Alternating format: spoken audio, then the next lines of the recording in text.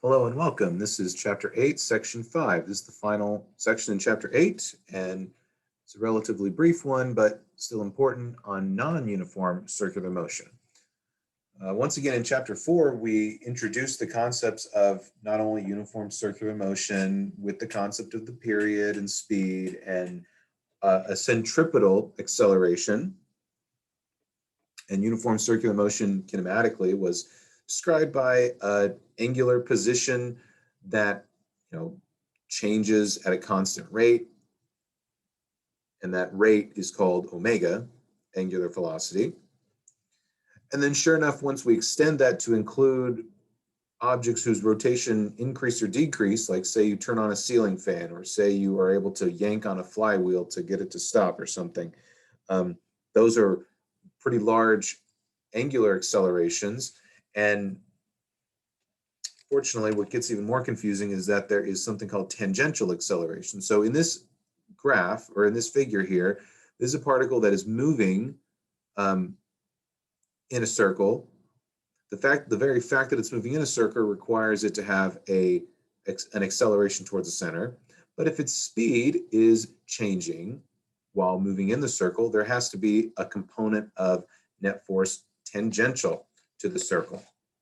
And so that gives us F sub net in the t direction. Got to be careful with notation in this textbook. This is F net in the t direction, and this other one is F net in the r direction. So both of those are present in non-uniform circular motion. A couple examples, like I said, turning on a ceiling fan, right, from rest, or even lowering or changing the rate of the ceiling fan. Say you click it and it goes from high to low or high to medium or something. Those are accelerations that the fan blades undergo. Probably one that's more relevant for a topic like this would be a car sitting at a stoplight of a left turn, and then the arrow turns green. You have the green arrow, and so you increase your speed as you move in that circular arc to go, say, if you're going north, sitting north, and you make a left turn to go west.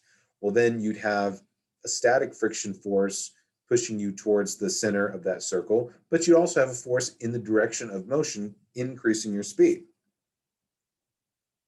And what is that force? Well, some kind of propulsion force provided by the wheels pushing backwards on the street, causing the street to push forward, Newton's third law, chapter 7.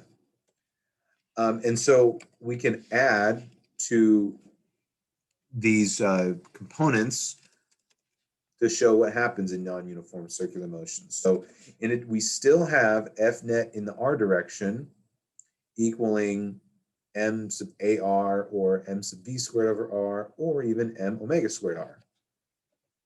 Which ones are useful? Typically, objects that are rotating very rapidly in a circle, m omega squared times r tends to be the more useful one. When you're talking about like a car going around a track, or when you're talking about something that isn't necessarily going so quickly around a circle, speed tends to be more useful. These aren't hard edges. I mean, these are just conventions. But the important thing from this section is that now we have an F net in the t direction. This F net in the t direction will tell us that a velocity, tangential velocity, is changing, right? Because acceleration is the derivative of velocity. We still have 0 in the z direction. So that's how the components of the net force change. And so it looks to me like if a particle in a circle is speeding up or slowing down, F net does not point either, it doesn't point directly toward the center, and it doesn't directly point tangentially. It's going to point somewhere in between. And how are these related? Well, in some sense, the centripetal acceleration is sort of dependent on the tangential acceleration, because the tangential acceleration determines how the speed changes, and the acceleration towards the center is dependent on the speed. So, but we don't normally relate those two in such a way to solve physics problems per se, and typically. So this v this v sub t squared in the equation for f net sub r, one could argue could be, in the t equation as f times dv dt, or dvt sub t over t. Sorry, that was here. Let me just write it out. It's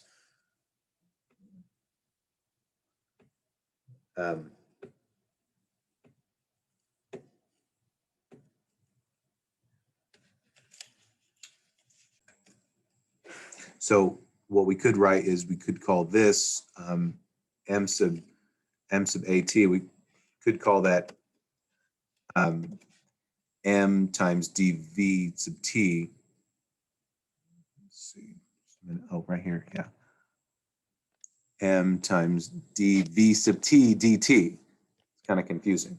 But in some sense, you could argue that that's how those two are related. And then, of course, we can also extend this to problem-solving strategy, circular motion. It kind of summarizes all the stuff that we've been talking about in this problem-solving strategy. It looks like 8.1. It includes not only non-uniform circular motion, but also uniform circular motion as well. So going through this real quick, this will be helpful when you practice your problems. So again, all these problem-solving strategies have this 4-step process: model, visualize, assess. So model, typically we're going to model the object as a particle, make other simplifying assumptions, right? Air resistance perhaps can be ignored, things like that. Visualize. So we need to draw a particular pictorial representation using this RTZ coordinate system, and it does give establish a coordinate system with the r-axis pointing towards the center of the circle. That's not typical in other examples. And then t is the tangential axis, z is the perpendicular axis to the tangential motion, and the r radial. And then finally, to solve it mathematically, we have to jump in and write Newton's laws in their forms. We use these 3 equations, and when you go through a lot of these problems, you'll see how you set these up. It's nothing too different from what you've been doing in chapters 5, 6, and 7. You just have this particular coordinate system. And then, of course, does your answer make sense? For circular motion, it can be kind of tricky, and of course, you do the mathematics. Check that your answer makes sense. Correct units, of course, and correct sig figs. Is it reasonable? That's always going to take some practice. One example that I would recommend you try would be number 41 in the textbook. It's including, if you go back to section 2 on banked curves, going through the examples where, if a banked curve, you have at a specific angle and a specific radius that gives you a precise speed, you can take the curve without any assistance of friction. And again, if you take it too fast, well, then the surface has to push you kind of down the incline to keep you from skidding up. You take it too slow, then the surface has to push you up to keep you from sliding down. And determining the speeds, perhaps even the maximum or minimum speeds with which you can take those curves with the assistance of friction, I think is a very helpful exercise with these equations. So that's one suggestion. And of course, in all of these problem-solving strategies, they say exercise 11, but there's at the bottom here, but there's still several more problems you can do. So that concludes chapter 8 on forces, and that actually concludes our first sort of big unit in the book. In the next unit, we talk about conservation laws. Conservation laws are really a different way to look at more or less all these problems, from not quantities that necessarily change, but ones that actually stay the same. And when you look at quantities that stay the same, that actually is a more elegant way to look at it. Not only can you solve problems that you are doing here, but you can actually solve problems that otherwise might be what we call intractable or more or less unable to solve analytically.